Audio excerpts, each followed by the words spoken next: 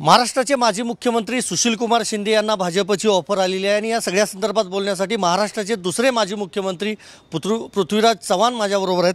Sir, तुमची पहिली प्रतिक्रिया, 2 वेळा पराभव होऊनही मला भाजपची ऑफर आहे म्हणतात सुशीलकुमार शिंदे। आता शिंदे साहेबांनी त्यांना जे काय ऑफर आली, त्यांनी जे काय सांगितलं ते तुम्हाला सगळ्यांना सांगितलं, पण आता एकच दर्शवतं की आज भाजप किती अस्वस्थ आहे।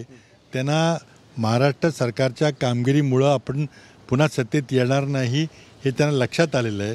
त्यामुळे पहिल्यांदा त्यांनी शिवसेना तोडली, नंतर अजित पवारांना तोडलं, आता काँग्रेसच्या लोकांना तोडायचं, कारण त्याच्याशिवाय ते सत्तेत राहू शकत नाहीत हे त्यातून स्पष्ट दिसतंय। आणि त्यामुळे मला वाटतं चॅप्टर संपलेला आहे। शिंदे साहेबांनी सांगितलं की मी काय त्याचा विचार करत नाही म्हणून। पण सर, अजितदादा गेल्यानंतर काँग्रेसमधलाही एक गट अजूनही भाजपमध्ये जाईल अशी चर्चा राजकीय वर्तुळामध्ये। मी त्यांना सांगितलं ना, ते प्रयत्न करतायत किंवा करत असतील, मला माहिती नाही, परंतु आता तिथं सत्ता बदल स्पष्ट दिसत आहे। इंडिया आघाडीमुळं आज विरोधकांच्या मताची विभागणी टळणार आहे आणि त्यामुळं भाजपला आता 31-32% मतं पडलेली आहेत।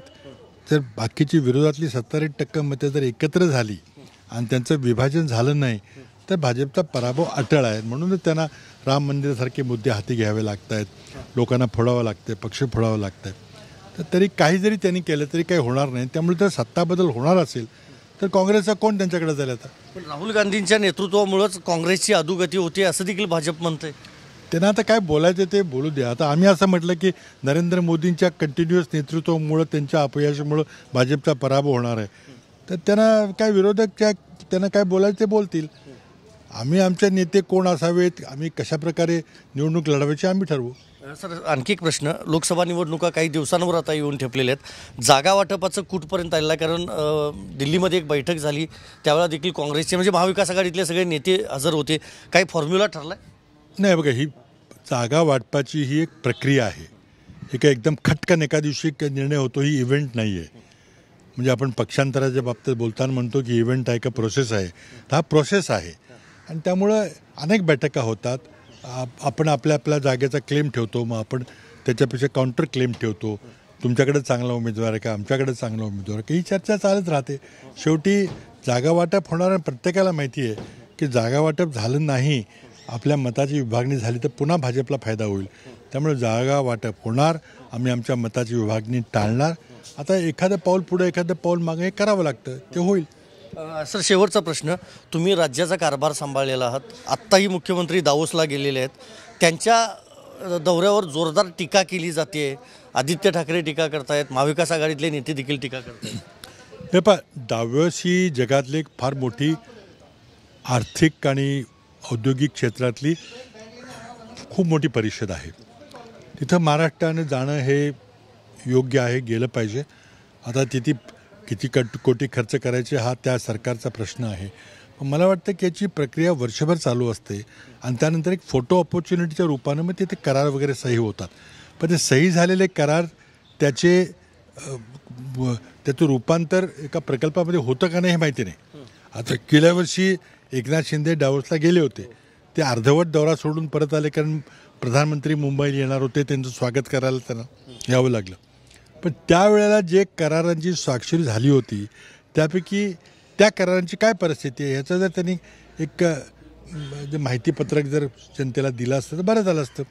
पण ते जरी फार मोठं यश आलं नाही तरी हे करत राहिलं पाहिजे। महाराष्ट्रासारखं मोठं राज्य, आपण जवळजवळ 11 देश सोडले तर त्यांच्यापेक्षा जास्त आपली लोकसंख्या आहे आणि छोटे छोटे देश तिथे येतात। जाण्याबद्दल काही माझी हरकत नाही। खर्च आता सरळ हाताने खर्च चाललेला आहे, तर सगळंच मोकळ्या हाताने चाललेलं आहे। शेतकऱ्यांच्याकडे मात्र त्यांना पैसे द्यायला वगैरे किंवा कर्जमाफी का तर त्यांना वेळ मिळत नाही। पण दावोसमध्ये जाण्यामध्ये काही गैर नाही आहे, पण त्यातून काही फलनिष्पत्ती झाली का? आज मला जे उद्योगपती म्हणतात की तुमच्या राज्यातली अस्थिरता बघताना कोण येईल तुमच्या राज्यामध्ये? आज महाराष्ट्रात गुंतवणूक येत नाहीचं मुख्य कारण आहे महाराष्ट्रातली भ्रष्टाचाराची परिस्थिती आणि महाराष्ट्रातली राजकीय अस्थिरता। त्यामुळे तुम्ही कितीही दावोसचे दौरे केले तर ही परिस्थिती जोपर्यंत बदलत नाही तोपर्यंत काही गुणात्मक बदल होईल असं मला वाटत नाही। सर, शेवटचा प्रश्न, मराठा आरक्षणावरून मनोज जरांगे पाटील ठाम आहेत मुंबईला जाण्यावर, आरक्षण मिळालं तरी मुंबईला जाणार असं म्हणतायत। मुंबईत जर इतक्या मोठ्या संख्येनं जर मराठा समाजातले लोक आले तर पूर्ण मुंबई पॅक होऊ शकते, कायदा सुव्यवस्थेचा प्रश्न निर्माण होऊ शकतो असं वाटतं तुम्हाला? हे पण मला वाटतं की जरांगे पाटलांना याचा अर्थ की अंदाज आला असेल की हा काही प्रश्न सुटणार नाही. मुख्यमंत्र्यांनी जरी शिवरायांच्या पायाची शपथ घेतली असली तरी अजूनही काही हालचाल झालेली दिसत नाही. आणि जरांगे पाटलांना अपेक्षित असलेलं किंवा मराठा समाजाला अपेक्षित असलेलं आरक्षण मिळेल असं त्यांना वाटत नसावं, म्हणून त्यांनी सांगितलं की आम्ही मुंबईला जाणार. आता मुंबईला गेल्यावर काय कायदा आणि सुव्यवस्था परिस्थिती निर्माण होती आहे देवेंद्र फडणवीस पाहून घेतील त्याला. धन्यवाद सर आमच्याशी बोलल्याबद्दल. व्हिडिओ जर्नलिस्ट विनोद कुमारसह मी संदीप राजगोळकर, TV9 मराठी, नवी दिल्ली.